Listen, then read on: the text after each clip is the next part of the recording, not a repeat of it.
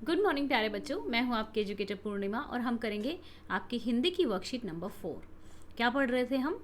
लाख की चूड़ियाँ, जिसमें बदलू जो है बहुत ही सुंदर लाख की चूड़ियाँ बनाते हैं। और जो लेखक हैं जब वो छोटे होते हैं तो अपने मामा के घर जाते हैं और बदलू से बहुत सारी लाख की रंग बिरंगी गोलियाँ लेकर आते हैं।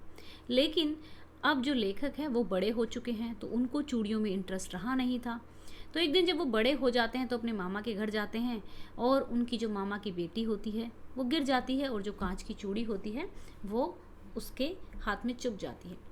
तब जो लेखक हैं उनको बदलू की याद आती है और फिर वो जाते हैं बदलू के घर। तो देखते हैं अब क्या होता है आगे। ओके।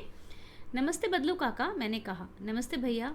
उसने मेरी नमस्ते का उत्तर दिया और उठकर खाट पर बैठ गया, परंतु उसने मुझे पहचाना नहीं और देर तक मेरी ओर निहारता रहा। मैं हूँ जनार्दन काका, आपके पास से गोलियां बनवा कर ले जाता था। मैंने अपना परिचय दिया। बदलू फिर भी चुप रहा, मानो वह अपने स्मृति पटल पर अतीत के चित्र उतार रहा हो। ये यहाँ पर क्या कह रहे हैं?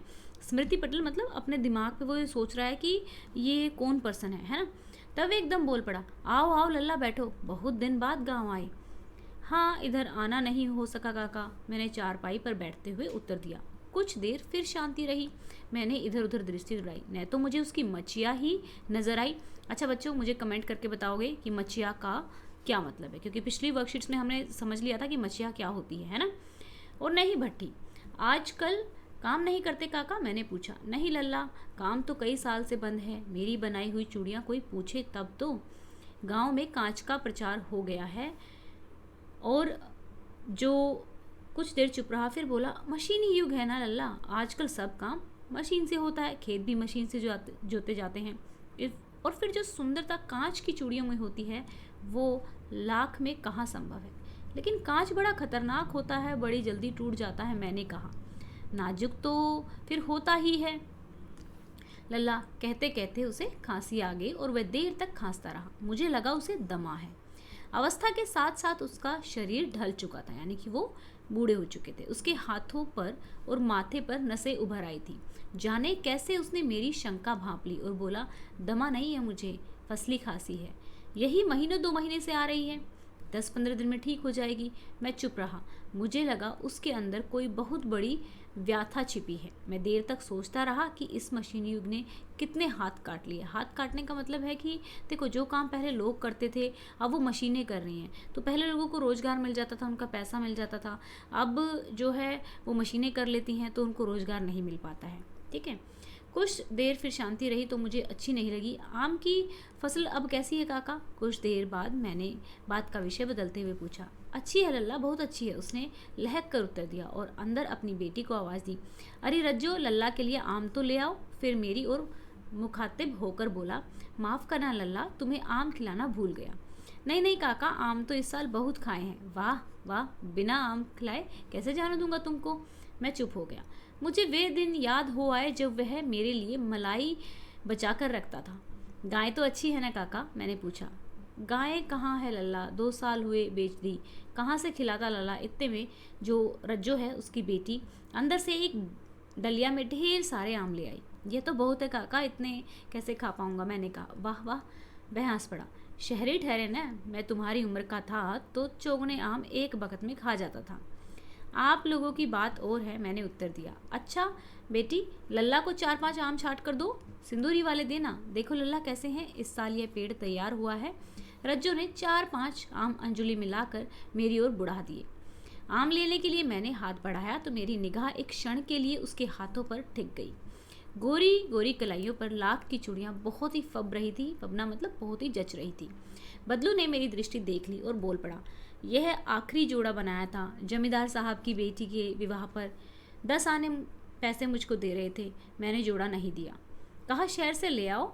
मैंने आम ले लिए और खाकर थोड़ी देर बाद चला आया। मुझे प्रसन्नता हुई कि बदलू ने हार कर भी हार नहीं मानी थी।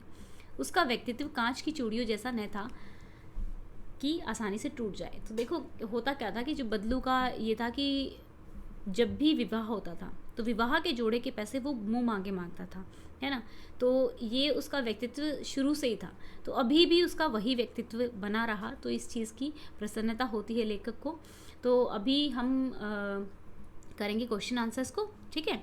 ध्यान से आपको 2 काम करने हैं। जब आप इसको कर रहे होगे तो देखो जो मात्राएं हैं, जिन जिन मैं आपको काम दे रही हूँ, होमवर्क दे रही हूँ, जैसे टूट, ठीक है, चूड़ियाँ, जो ऊ की मात्रा है, बड़े ऊ की मात्रा है, उन शब्दों को आप अंडरलाइन करोगे, ठीक है ना। जैसे चुप है, ये छोटा है, चुप जल्दी बोला जा रहा है, चुप नहीं बोला जाता है ना।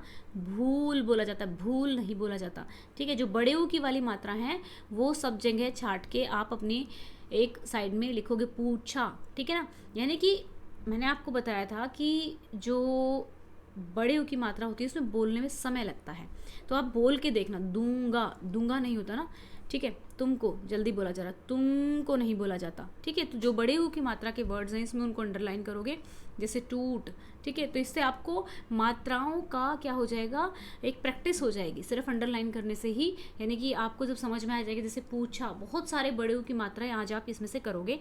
तो चलिए अब क्वेश्चन आंसर्स करते हैं। बदलू के मन में ऐसी कौन सी व्याथा थी जो लेखक से छिपी न रह सकी।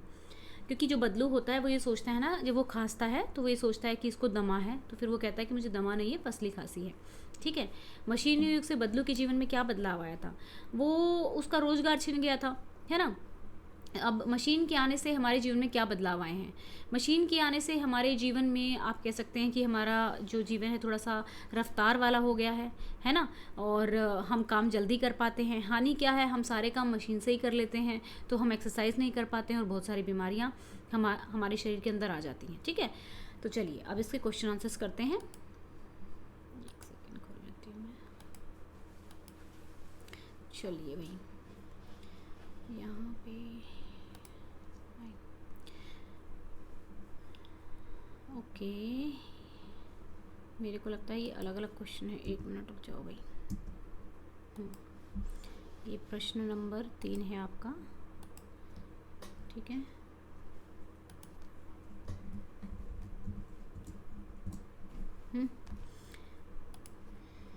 चलो, बदलू को खांसता देखकर लेखक को लगा कि उसको दमा है। यह बात बदलू को समझ आ गई कि लेखक क्या सोच रहा है।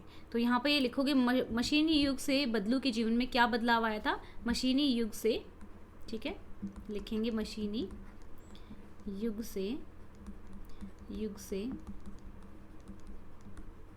बदलू का रोजगार छिन गया था, ठीक है, छिन